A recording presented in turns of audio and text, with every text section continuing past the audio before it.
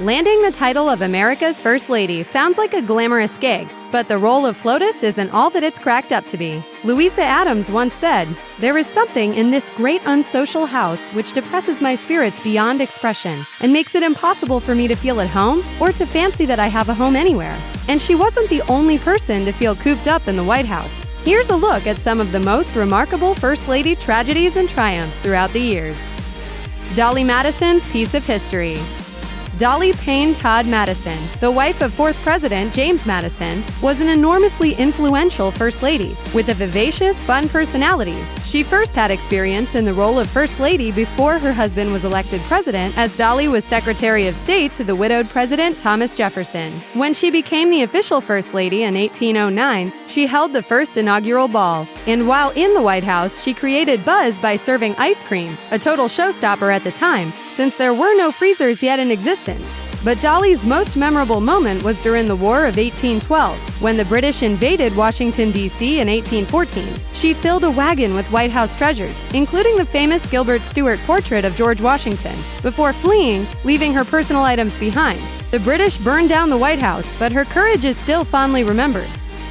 Mary Todd Lincoln, shopaholic. Abraham Lincoln's wife became one of the most controversial First Ladies in history and was very unpopular for a variety of reasons. Word quickly leaked about her hellcat temper and her crazy shopping sprees. She was said to have rang up debt on ridiculous purchases, including 400 gloves in 4 months. The death of their son, Willie, in 1862 due to typhoid fever, sent her into a tailspin. She was so grief-stricken that many people, including Lincoln himself, worried about her mental health. 1 year later, Mary would suffer the ultimate tragedy when Lincoln was assassinated in front of her. Her mental health would continue to deteriorate, and in 1875, her son Robert had her committed to an asylum. Eleanor Roosevelt's marriage arrangement. Anna Eleanor Roosevelt and Franklin Roosevelt were distant cousins who married in 1905 and had 6 children. She attempted to divorce Roosevelt after finding him in an affair with his social secretary, Lucy Mercer, but his wealthy mother threatened to cut him off financially. So Eleanor agreed to stay married, barring that he never invite another woman in their bed. For the next 27 years, the two had a political partnership only. Due to him becoming paralyzed from polio, she served as his eyes, ears, and legs throughout the Great Depression and World War II. Eleanor also had a very close friendship with reporter Lorena Hickok in the 1930s, which appeared to contain romantic elements. When Franklin died in Warm Springs, Georgia in 1945, Eleanor learned that Mercer was with him. Not only did Eleanor feel another betrayal, but she was devastated to learn that their daughter Anna had arranged some of his Lucy liaisons. Ouch! Jackie Kennedy's other horrible loss. Jacqueline Lee Bouvier met John F. Kennedy at a dinner party, and they married in 1953. They wanted a family, but Jackie had difficult pregnancies with Caroline and John Jr., as well as a miscarriage and a stillborn child. She also had a troubled marriage, due in part to Kennedy's womanizing. Mr. President, happy birthday to you. In 1963, Jackie was the First Lady since Frances Folsom Cleveland to have a baby while her husband was in office. Unfortunately, Patrick Bouvier Kennedy had respiratory distress syndrome and lived just 2 days. JFK had grown up in a household where he was told that Kennedys don't cry, but he wept after little Patrick died. Betty Ford's cancer.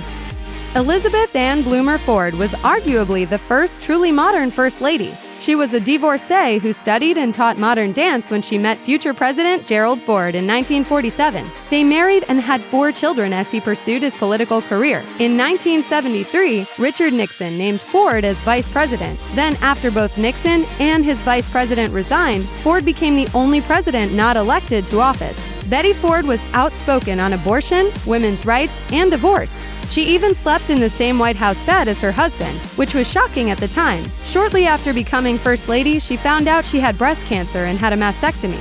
Instead of keeping it quiet, as many women did back then, she went public with her struggle, leading many women to be proactive with their health. Michelle Obama's garden. Michelle LaVaughn Robinson was Barack Obama's mentor at the law firm she worked at when they met in 1989. They married in 1992, had 2 children, and moved into the White House in 2009. Michelle's Let's Move anti-childhood obesity program encouraged kids to eat better and exercise.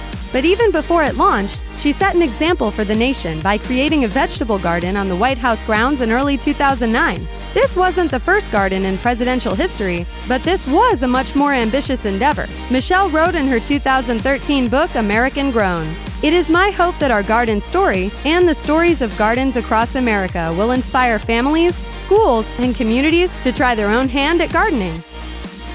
What will Melania do? Each First Lady puts her own stamp on the White House and on the position of First Lady, and many of the First Ladies have been incredibly popular, sometimes even more than their husbands. It is unclear where Melania Trump will fall in that spectrum. According to The New Yorker, she is a model with the past of a nun. She's the second foreign-born First Lady, as well as the first First Lady to be a naturalized U.S. citizen. In 2017, she made her mark by revealing that she would not move into the White House until the end of her and Trump's son Barron's school year. And in her first solo speech during the campaign, she spoke about how she wants to be an advocate for women and children. It remains to be seen what else she will do to make a statement as First Lady. But as we've learned, only FLOTUS knows what truly goes on just past the White House lawn. Thanks for watching. Click the list icon to subscribe to our YouTube channel. Plus, check out all this cool stuff we know you'll love too.